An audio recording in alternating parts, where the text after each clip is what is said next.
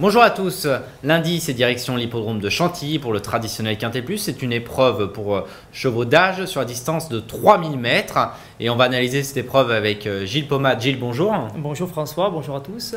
Une épreuve assez ouverte, ils sont 16 au départ et dans cette épreuve tu as deux bases. Tout d'abord le 5 Funky Marie qui sera associé à Christophe Soumillon qui est dans la forme de sa vie. Oui, ben, entre autres, j'ai bien sûr fait attention à la montre de Christophe Soumillon. Mais c'est une jument que j'aime beaucoup, que j'avais repérée l'avant-dernière fois à Maison Lafitte quand elle avait fini 5e d'un quintet, en ayant pas mal de malheur ce jour-là. Elle a déçu la dernière fois, mais elle a eu un très mauvais parcours, le nez au vent à côté des leaders. Et je pense qu'avec une course cachée, eh bien, elle a le moyen de se racheter. C'est justement notre course référence. C'est Mécho Heria, je crois, qui s'imposait. Ushuaïa Aquats, on en parlera tout à l'heure, a terminé 4e de cette épreuve. Vashti disputait également cette course, elle a terminé 9e. Et il y avait Lady O'Hara et Funky Marie qui terminaient non placés. Voilà, donc on en parlera tout à l'heure de Ushuaïa Aquats. Dans cette course, tu as une autre base, c'est le 9. Main Top qui vient de tracer une très belle ligne droite pour prendre la 5e place. Oui, c'était à Longchamp et vraiment il était en regain de forme. Il avait gagné d'ailleurs à Chantilly, bon, c'était sur la PSF au printemps. Après il a été pénalisé, mais il a montré la dernière fois bien qu'il restait tout à fait compétitif au poids. C'était un cheval de bon terrain, donc il a beaucoup d'atouts dans son jeu.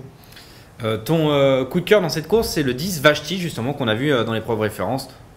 Beaucoup de malheur. Voilà, beaucoup de malheur en dedans et franchement elle revient bien, elle a beaucoup de tenue et je pense qu'à ce poids, dans une compétition comme ça, bien, elle a tout à fait le droit d'avoir de belles ambitions. Oui, d'autant plus qu'elle est entraînée par Michael Desangles qui a une belle réussite dans les Quintet Plus. Voilà, en plus, donc ce n'est qu'un atout de plus en sa faveur. Ensuite, la surprise, il faut aller dans le bas du tableau, c'est le très expérimenté Pelvoux. Oui, surprise parce que bon, on est dans les, dans les bons terrains, dans les terrains secs en ce moment, et c'est un cheval plutôt de terrain souple, mais il a déjà montré par le passé qu'il pouvait quand même bien se défendre également en bon terrain. Alors, je ne dis pas que c'est une toute première chance, mais il peut brouiller les cartes pour une 4e ou une 5e place en fin de combinaison. Deux impasses dans cette épreuve.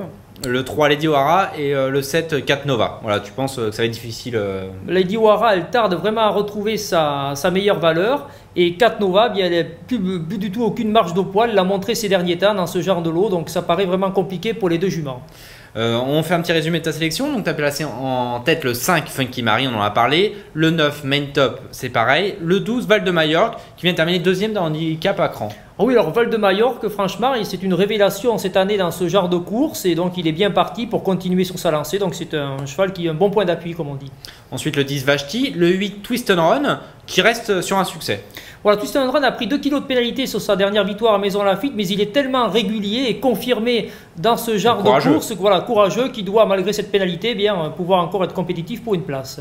Ushuaïa Aquats, on n'en a pas parlé, on l'a vu dans la course référence, 2 fois au pied du podium, 2 fois 4e. Voilà, un peu malheureuse la dernière fois, c'est une attentiste, elle finit bien, donc bon, c'est une jument qui n'est pas très confirmée sur les longues distances, mais bon, je pense qu'elle peut quand même pouvoir tirer son épingle du jeu dans ce genre de lot, donc on peut lui faire confiance.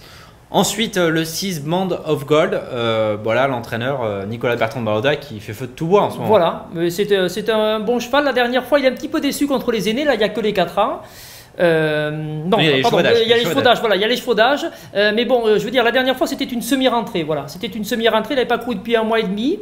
Et je pense que cette fois-ci, bien, il peut parfaitement, avec une course dans les jambes, mieux faire. Il a déjà prouvé les fois d'avant, au printemps, bien qu'il avait son mot à dire dans ce genre de compétition, donc il vaut mieux le reprendre. Et en 8e position, tu vas placer Pelvoux, on en a parlé, donc je résume ta sélection, le 5, le 9, le 12, le 10, le 8, le 2, le 6 et le 16. Un petit conseil pour nos téléspectateurs, Gilles? Oui, alors je pense que le numéro 5, Funky Marie, le numéro 9, Main Top, ce sont 2 bonnes bases. Bien, on peut les, partir en base de ces 2 chevaux-là pour les combiner, pour jouer au top 4 ou au 5-5. Merci beaucoup Gilles, merci à tous de nous avoir suivis et à bientôt pour un nouveau Quintet.